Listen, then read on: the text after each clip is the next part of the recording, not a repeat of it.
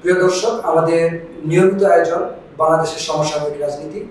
আজকে আমাদের স্টুডিওতে যুক্ত হয়েছে সহকারী অধ্যাপক ওমর ফারুক, যিনি এলডিপির প্রেসিডিয়াম সদস্য, এবং তার আরেকটি পরিচয় হচ্ছে উনি বাংলাদেশের অন্যতম প্রভাবশালী রাজনীতিবিদ ডক্টর কর্নেল অলি আহমেদের ছেলে। কেমন আছেন? ভালো আছি। এই যে বাংলাদেশের যে সমসাময়িক রাজনীতি, এই বিষয়ে আমার কিছু কোশ্চেন আপনার কাছে ছিল। তার মধ্যে একটা কোশ্চেন আমি প্রথমে জানতে চাচ্ছিলাম, জিয়াউর রহমান যখন বিএনপি গঠন করেন তখন কর্নেল অলি সাহেবের সেনাবাহিনীতে চাকরি ছেড়ে দিয়ে তিনি রাজনীতিতে যুক্ত হন। আমরা জানি যে তখনও তার চাকরি 9 বছর মেয়াদ বাকি ছিল। সেই বিএনপির রাজনীতি ছাড়লেন উনি। পরবর্তীতে 2006 সালের 26শে অক্টোবর তিনি সাবেক রাষ্ট্রপতি এ.কে.এম. বদরুদ্দোজা চৌধুরীর সাথে লিবারেল ডেমোক্রেটিক পার্টি সেটা গঠন করার পর পরবর্তীতে তার সাথে মতবিরোধের কারণে ওইখান থেকে তিনি বেরিয়ে আসেন। ব্যক্তি হিসেবে বা আপনি তো খুব ক্লোজলি তাকে দেখছেন, আপনার বাবা, ইনি কি একরোখা স্বভাবের অনেকটা? আচ্ছা, প্রথমে আপনাকে সালাম জানাচ্ছি। আজকে একটি বিশেষ দিন, 5ই অগস্ট। গত বছর এই দিনটাতে বাংলাদেশের নতুন জাগরণ হয়েছে। ছাত্র জনগণের অভ্যুত্থানে বাংলাদেশের স্বৈরাচারী ফ্যাসিস্ট সরকার প্রধান বিদেশ থেকে পালিয়েছিল, আমরা মুক্ত হয়েছে। এটি একটি আনন্দের দিন, একই সাথে অত্যন্ত শোকের দিন।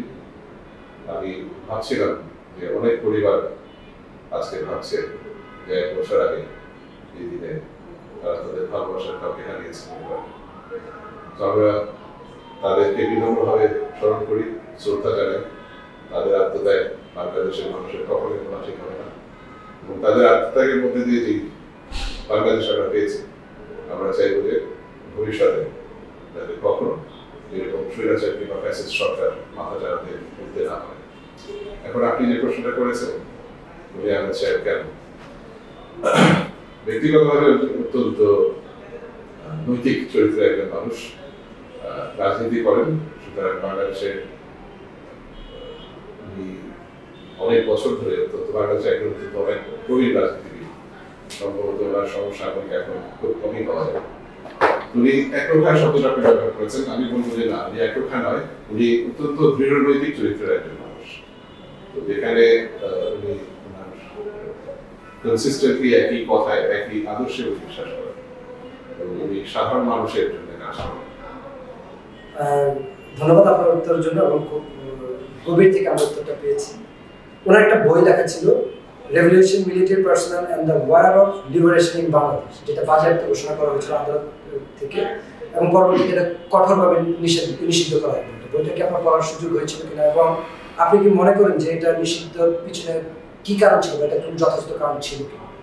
আচ্ছা, সর্বপ্রথমে আমি বলি, এটা বই ছিল না, এটা ছিল একটি গবেষণা প্রবন্ধ, থিসিস। এটা আপনি 1997 সাল থেকে 2003 সাল পর্যন্ত পার্ট টাইম পিএইচডি প্রোগ্রামে এনরোল করেন অক্সফোর্ড ব্রুকস ইউনিভার্সিটি। ওনার পিএইচডি থিসিসের সুপারভাইজার ছিলেন প্রফেসর ব্যারি অ্যাক্সফোর্ড। উনি এখন প্রফেসর এমিরিটাস। যেহেতু পার্ট টাইম উনি গবেষণা করতেন বাংলাদেশের থেকে, ইউনিভার্সিটি নিয়ম অনুযায়ী ওনাকে একজন স্থানীয় সুপারভাইজার থাকার দরকার ছিল। সেক্ষেত্রে স্থানীয়ভাবে ডক্টর ইমাজুদ্দিন সাহেবের অধীনে গবেষণাটি পরিচালনা করেন। আমি অবশ্যই বইটি পড়েছি।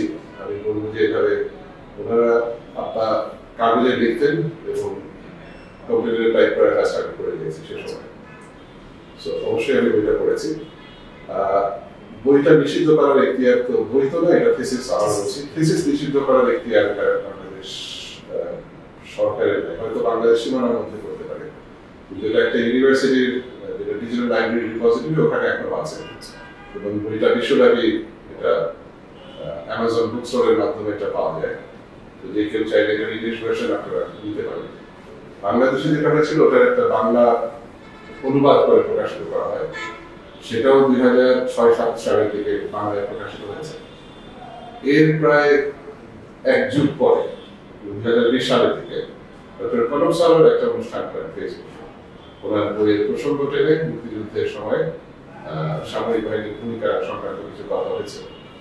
তো সেই অনুষ্ঠানে উনি বললেন যে অনেক কথা উনি থিসিসে লিখতে পারেন, কারণ থিসিসে প্রমাণ সাপেক্ষ ছাড়া কোনো কিছুই লেখা যায় না। আপনি এটা বলতে পারবেন না এই ঘোষণাটা না হলে এরকম হতো না, কিংবা ওই ব্যক্তি না করলে এরকম কথাগুলো হাইপোথেটিক্যাল কথা দেখা যায় না, only that can be proved by substance, সেটাই দেখা যায়। সো ওই অনুষ্ঠানটাতে থিসিসের বাইরে কিছু কথা বলতে গেলে বলেছিলেন যে বাংলাদেশের যখন স্বাধীনতা ঘোষণা করা হয় তখন প্রথম জিয়াউর রহমান সাহেব অস্থায়ী রাষ্ট্রপতি ছিলেন, কিন্তু এই কথাটা থিসিসে লেখা যায়নি কারণ এটা সাবস্ট্যান্সিয়াল না। উনি যেহেতু ফার্স্ট টাইম উইটনেস ওখানে উপস্থিত ছিলেন, উনি এটা বলেছেন। এখন এই কথাটাকে নিয়ে আওয়ামী লীগের কিছু ব্যক্তিবর্গ আছেন, তারা এটা নিয়ে আপত্তি তুলেছেন, ইতিহাস বিকৃতির অভিযোগ করেন, এবং তখন কলম সরার সাহেবের ফেসবুক ইউটিউব ভিডিওগুলোর উপরে একটা নিষেধাজ্ঞা জারি করা হয়। একই সাথে বোধহয় বাংলা ভাষার বইটার উপরে একটা নিষেধাজ্ঞা আসে। তবে আবারও বলছি, যেটা মূল যেটা পিএইচডি থিসিস, ওটা তো সারা পৃথিবী থেকে পড়া যাচ্ছে। আমরা যেটা দেখি যে বিএনপির সাথে বিশেষ করে বেগম খালেদা জিয়া, জনাব তারেক রহমানের সাথে আপনার বাবা অত্যন্ত ঘনিষ্ঠ সম্পর্ক, এবং এই পরিবারের সাথেও আপনার বাবা অত্যন্ত ঘনিষ্ঠ সম্পর্ক। কিছুদিন আগেও বেগম খালেদা জিয়া পার্সোনালি আপনার বাবা দেখা করেছে।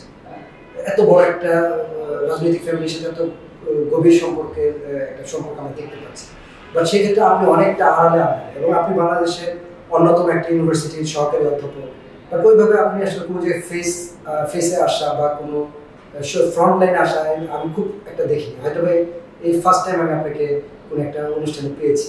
তো এত বড় একটা ফ্যামিলির সাথে আপনাদের গভীর সম্পর্ক, ওই ছোটকালের কোনো স্মৃতি আছে কিনা তারেক রহমান বা বেগম খালেদা জিয়ার সাথে আপনার কোনো স্মৃতি আছে?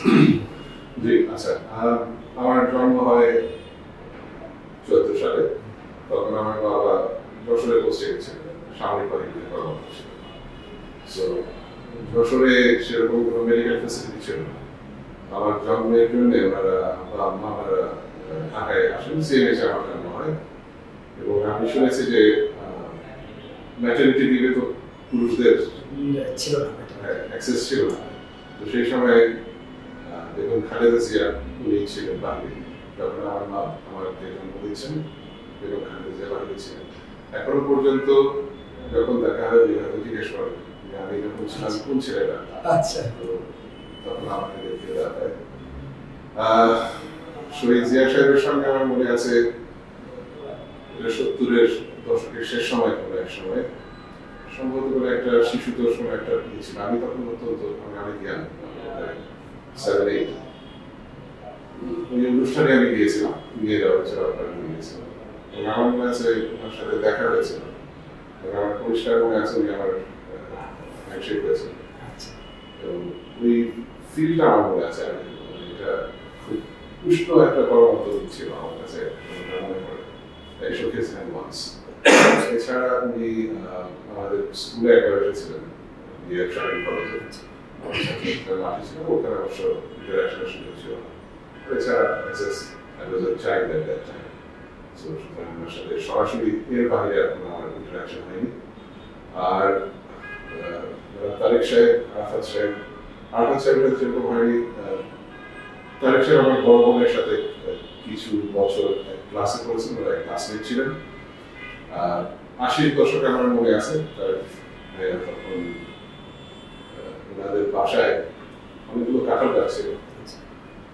তো সিজনে যখন কাঁঠালগুলো হতো, ফ্যামিলির পক্ষ থেকে উনি অনেক নেতাদের বাসায় কাঁঠাল পৌঁছে দিতেন সৌজন্য সময়। কোরবানির সময় উনি কোরবানির মাংসটা নিয়ে দিয়ে আসতেন, যেটা আমরা এখন যেমন আমাদের বাচ্চাদেরকে কাজটা করতেন। আমার মনে আছে যে 80-র দশকে কোনো একবার উনি আমাদের বাসায় ছিলেন, দরজার আমি ওনাকে দেখলাম, আর ওনার হাতে প্যাকেট দেখে আমি প্রথমে প্যাকেটটা নিতে যাই, আর আমি বলতেন যে প্রথমে মাংস থেকে হাত ধরাচ্ছে, আমি কোলাকুলি করবো, এটা মনে পড়ে। আর এরপরে 90-এর দশকে অবশ্য আমি বাইরে করতে চলে যাই, তখন উনিও ব্যস্ত হয়ে পড়েন। ছোট ছোট কিছু স্মৃতি আছে। আমরা একটু রাজনীতির কিছু বিষয় আলোচনা করতে চাই। এলডিপিকে বাংলাদেশের অন্যতম প্রভাবশালী রাজনৈতিক নেতা দুর্বল দল বলা হয়, কথাটি আপনি কিভাবে মনে করেন? দুর্বল সবল এগুলোর ডেফিনেশন প্রথমে সংজ্ঞায়িত কিভাবে করে, কারণ সংখ্যা দিয়ে তো আদর্শকে বিচার করতে পারবে না। আমরা একটা অত্যন্ত আদর্শিক দল, এটা আমি বলবো, এবং আমরা বাংলাদেশের লিবারেল ডেমোক্রেটিক পার্টি, উদারনৈতিক গণতান্ত্রিক মূল্যবোধে বিশ্বাসী। এটা আন্তর্জাতিকভাবে স্বীকৃত একটা, অনেকগুলো দল আছে না, আমরা বামপন্থী বলি, ডানপন্থী বলি, আমরা উদারনৈতিক মধ্যমপন্থী একটা দল। আমরা উগ্রবাদীও নই, আমরা একেবারে নীরব দর্শক নই। আমাদের দলটা অত্যন্ত মার্জিত, পরিমার্জিত রাজনীতি করে। আমরা ছাত্র সংগঠন আমাদের অ্যাফিলিয়েটেড আছে, কিন্তু দলের মধ্যে আমরা ছাত্র রাজনীতিকে ওভাবে উৎসাহিত করি না।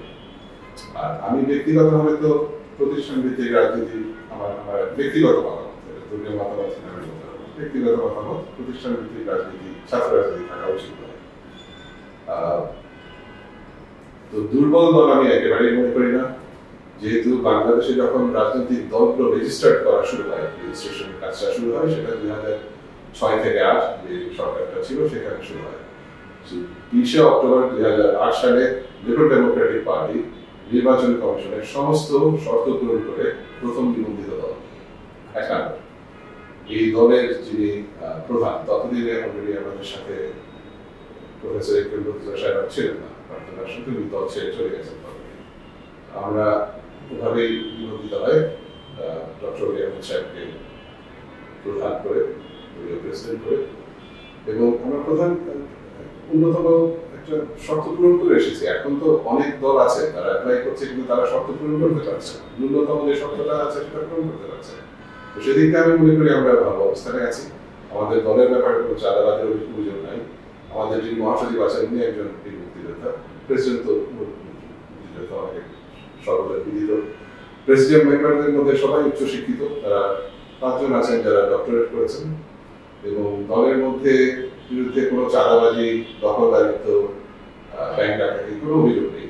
হ্যাঁ, যেহেতু বাংলাদেশে হয়তো মিডিয়াতে নেগেটিভ নিউজগুলো অনেক বেশি প্রমিনেন্টলি ধরা পড়ে, আমাদের নিউজ হয়তো, কিংবা এরকম হতে পারে যে আমাদের মিডিয়া উইংসটা তো শক্তিশালী বা আসলে এটাকে কিভাবে বলবো, এটা ওয়েল কানেক্টেড তাকে হতে পারে যে আপনাদের মিডিয়া উইংসটা ওইভাবে সকল মিডিয়ার সাথে ওয়েল কানেক্টেড। আমি এখানে বললে মিডিয়াগুলো রাখা হয়ে যাবে না, কারণ আমি জানি যে এটা বলা হয় যে মিডিয়াগুলোকে বিভিন্ন বিটে ভাগ করা হয়, ঠিক আছে? তো এটা কিভাবে এটা নির্ধারিত হয় এটা বলতে পারি না। এটা মূলত বিরোধীদলগুলোর অনেক বেশি দেশভিত্তিক জাতীয়তাবাদী একজন ব্যক্তি, ওনাকে মিডিয়া কাভারেজটা আমার কাছে মনে হয় যে কম দেওয়া হয়। এবং কিছু ক্ষেত্রে আমার কাছে মনে হয় যে একটা নেগেটিভ নিউজও ক্যাপিটালি হওয়ার সামনে চলে আসে, যেটা হয়তো ভাবে উনি বলেননি কিন্তু মিডিয়াতে আসে সেভাবে।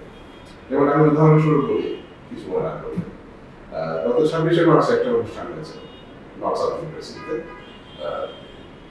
বাংলাদেশের স্বাধীনতার ঘোষণা আগে। তো সেখানে উনি কথায় কথায় বলছিলেন যে আমার সাথে ওনার সম্পর্কটা কেমন। উনি বলেছিলেন যে উনি আমাকে প্রস্তাব রাখতেন, এই জিনিসটাকে মিডিয়াতে এমনভাবে লেখা হলো, এই জিনিসটা আরো কনটেক্সটে চলে গেল।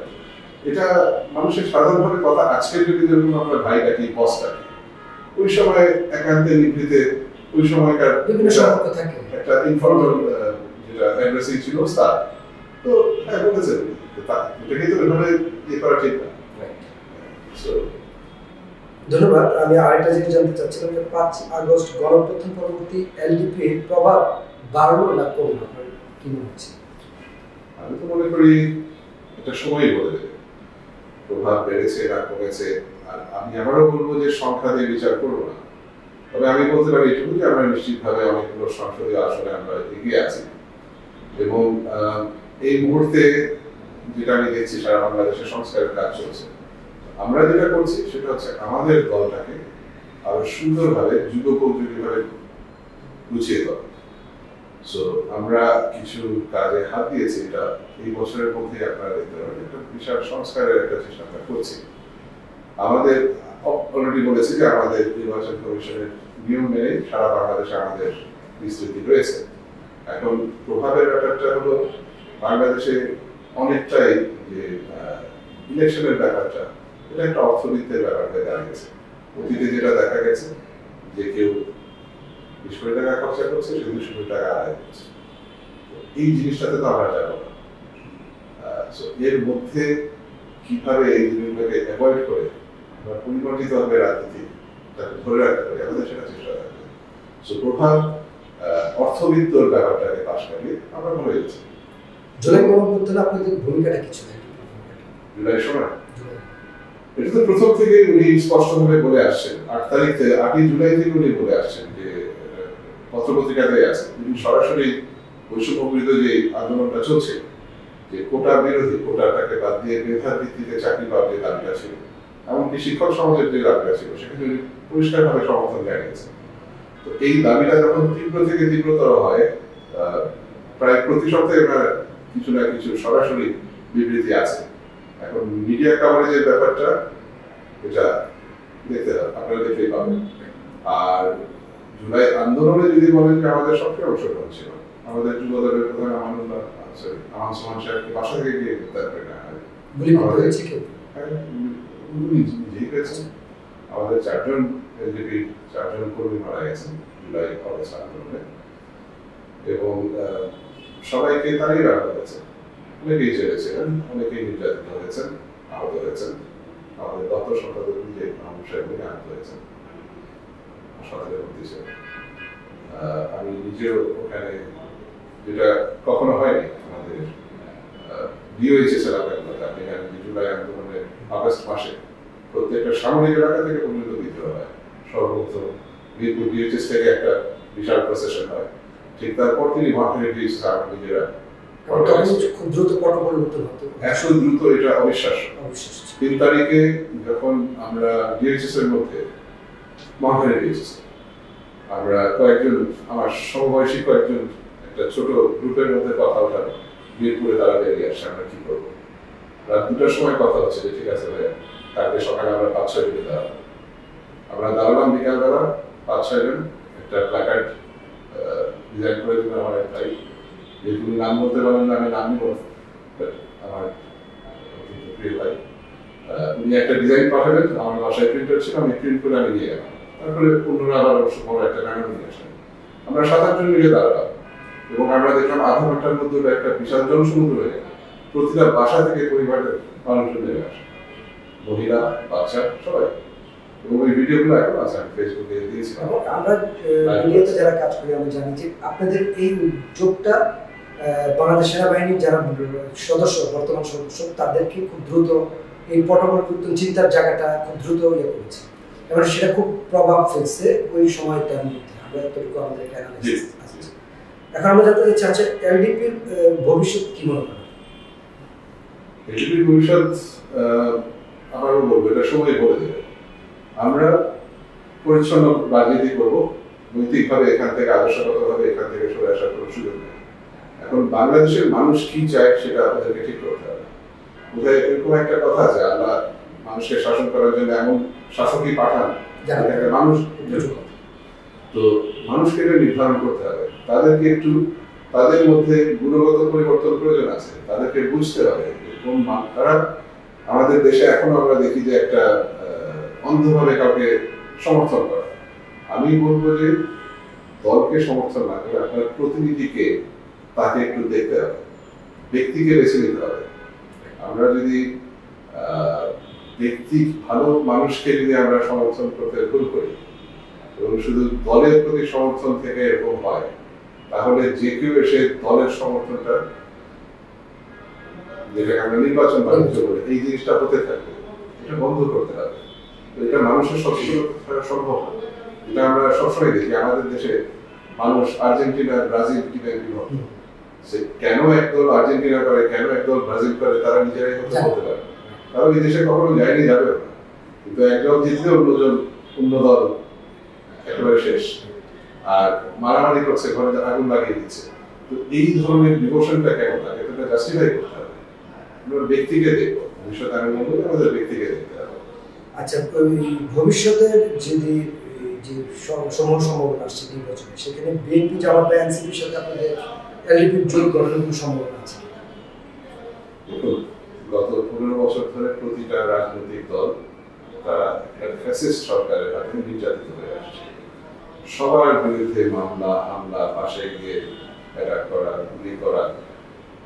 আমাদের কেউ যদি কোথাও একটা কথা বলে তার আত্মীয় স্বজনকে পর্যন্ত তাড়িয়ে দেওয়া হয়েছে, আপনারা এটা দেখেছেন। তো আমরা, আপনি যদি বলেন যে নির্বাচনের জোটের ব্যাপারটা, আমরা যুবপথ আন্দোলন, আমরা বিএনপির সাথে আন্দোলন করেছি, এখনো পর্যন্ত কথা সেটাই আছে যে জোটগতভাবে নির্বাচন হবে বিএনপির সাথে, বিএনপির নেতৃত্বে যে জোট আছে তারা একসাথে হবে। তার মানে এই জোটের পক্ষ থেকে একজন প্রার্থী থাকবে, কিন্তু নির্বাচনের প্রেক্ষাপটটা এখনো পরিষ্কার নয়। আমার কাছে মনে হচ্ছে না যে নির্বাচনের পরিবেশটা তৈরি করতে পারছে সরকার, এখনো দিনক্ষণ নিয়ে এখনো কনফিউশন আছে। এই জিনিসগুলো ঠিক করতে হবে। একটু আগে যেটা বলা হয়েছিল যে গুণগত নির্বাচনের পরিবেশ, এটা দরকার, মানুষের সে মাইন্ডসেট দরকার।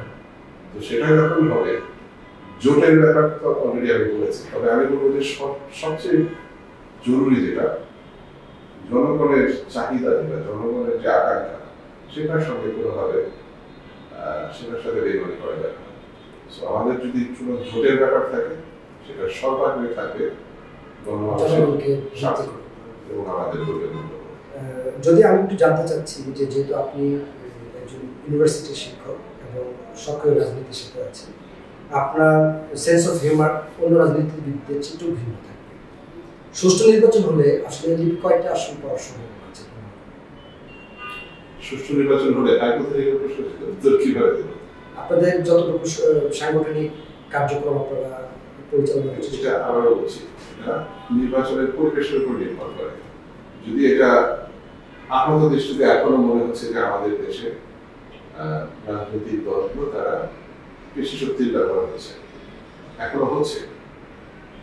অনেক সংস্কার আমরা করেছি, কিন্তু রাজনৈতিক দলের কোনো সংস্কারের কিছু আমি দেখছি।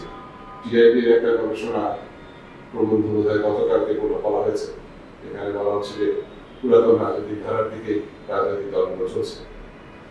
এখন একটা কথা বারবার বলা হয় যে চাঁদা নেওয়া হয়, চাঁদা নেওয়া হয়।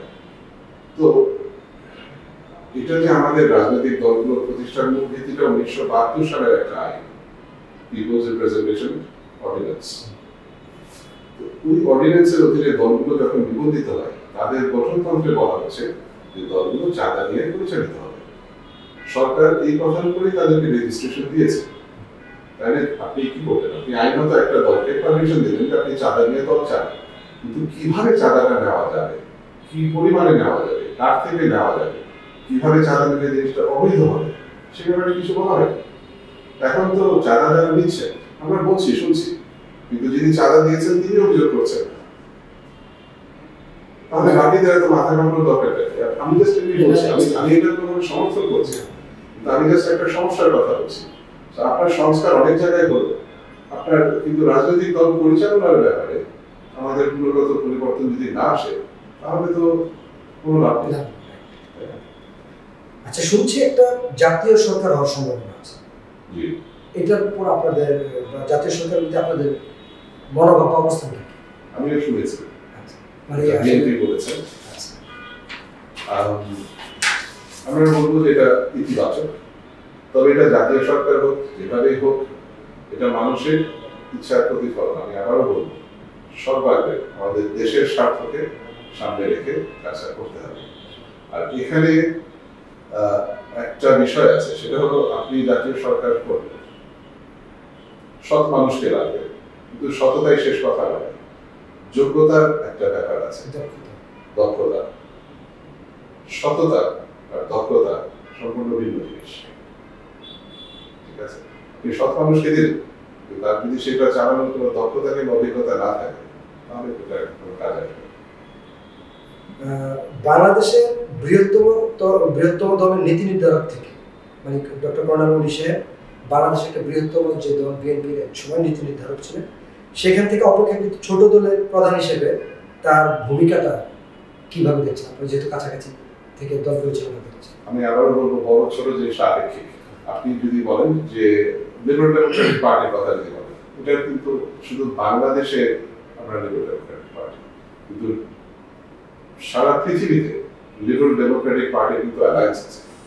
আমি যদি বলি যে আমরা সারা পৃথিবীর সেই অ্যালায়েন্সের অংশ, তাহলে কিন্তু আমি একটা বৈশ্বিক দল।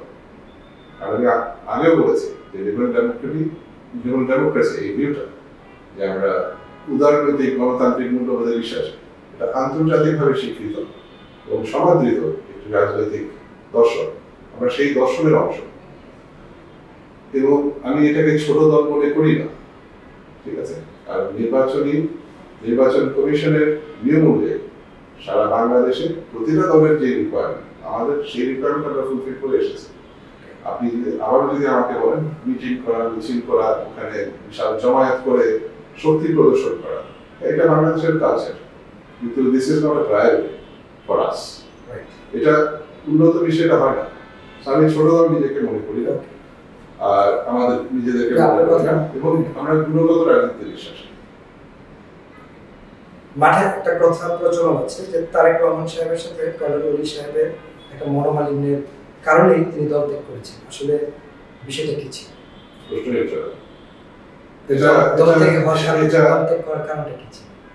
এটা ওনাকে ভালো বলতে পারে, খুবই ভালো বলতে পারে। এটা দেখেন, ডক্টর নিয়ামত সাহেব যেটা পরিধান, ওনার জন্ম 1939 সালে, যদিও ওনার জন্মের যেটা স্কুল সার্টিফিকেট 41 সালে দেখা আছে, ওনার বয়স 87।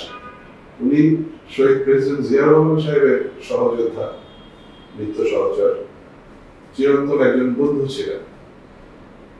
তারেক রহমান সাহেবের সঙ্গে ওনার মনোমালিন্যের কোনো প্রশ্নই ওঠে না। উনি ওই পরিবারের প্রতি আমাদের যেটা পারিবারিক সম্পর্কে যেটা কথা বলছি, এটা অনেক পুরাতন, ঠিক আছে? আর তারেক রহমান সাহেব ওনার কাছে সন্তান তুল্য। তারেক রহমান সাহেব ওনাকে একজন প্রবীণ রাজনীতিবিদ হিসেবে যথেষ্ট সম্মান করেন, আমি যতটুকু দেখেছি, সবসময় করেছেন আজ পর্যন্ত। মনোমালিন্যের কোনো এখানে প্রশ্ন নাই। হ্যাঁ, এখন আপনি বলতে পারেন, যেমন আমিও ওনার সন্তান, আমার অনেক সময় আমি হয়তো ওনার যেটা এক্সপেকটেশন এটা থাকে না, বা আমার একটা এক্সপেকটেশন থাকে ছেলেমেয়েদের থেকে, আমি যখন ওনার এক্সপেকটেশন ফুলফিল করি না, তখন উনি আমাকে একটু শাসন করেন, রূঢ় ভাষায় বলেন, কি করতেছো, তোমাকে কি বলেছে, এভাবে করো।